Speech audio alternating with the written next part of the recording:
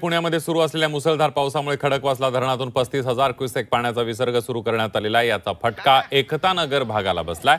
एकता नगर भागामध्ये या पुराचं पाणी शिरले। इथल्या द्वारका सोसायटीमध्ये पुराचं पाणी शिरलेलं आहे। दरम्यान पुणे महानगरपालिकेकडून मदत केंद्र सुरू करण्यात आलं असून आमदार भीमराव तापकीर यांनी पूर परिस्थितीचा आढावा घेतलेला आहे।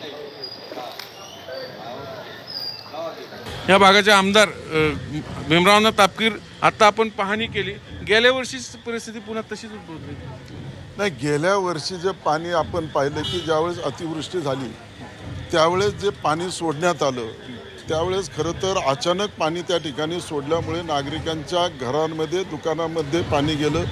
खरं तर आर्थिक नुकसान त्यावेळेस पाण्यामुळे नागरिकांचं झालेलं आहे। यावर्षी पुणे महानगरपालिका आणि इरिगेशन या दोन्ही खात्याने अतिशय चांगल्या प्रकारे नियोजन केलेलं या ठिकाणी आपण पाहत आहात। या ठिकाणी जी पाण्याची पातळी पाहत आहे ती या ठिकाणी 35,000 क्युसेसला जागेवर थांबलेली आहे आणि हे 35,000 क्युसेसने पाणी हे सकाळी 7 वाजेपर्यंत सोडणार आहे।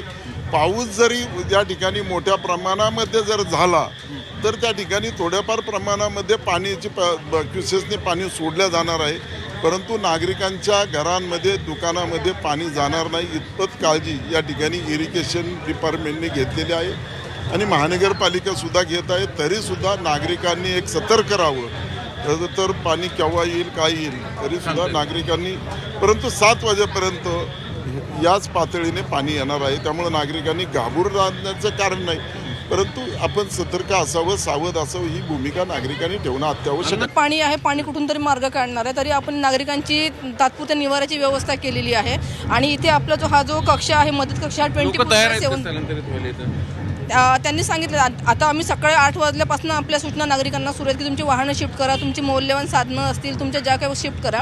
आता ते नागरिकांचं म्हणणं की बाबा ज्यांचे नातेवाईक असेल ते नातेवाईकांकडे गेलेले आहेत किंवा ज्यांना असेल त्यांनी आम्ही इथे पण सोय केली, बॅडमिंटन हॉलला आपण त्यांची सोय केलेली आहे। त्यामुळे नागरिकांकडून सकारात्मक प्रतिसाद येणं अपेक्षित आहे आणि तो आम्हाला काही प्रमाणात इथे येण्यास सुरुवात झालेली आहे। व्हिडिओ जर्नलिस्ट विकी कांबळे, चंद्रकांत पुंदे, जे मीडिया, पुणे।